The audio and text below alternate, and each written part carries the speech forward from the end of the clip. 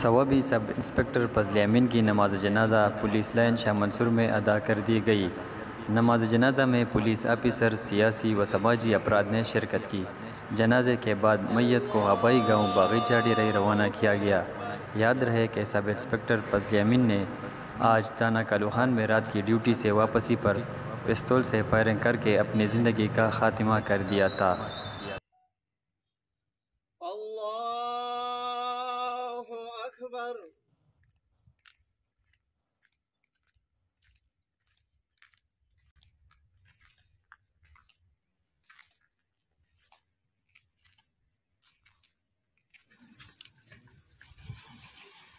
الحمد للہ رب العالمین والعاقبۃ للمتقین والصلاة والسلام علی رسولہ محمد وآلہ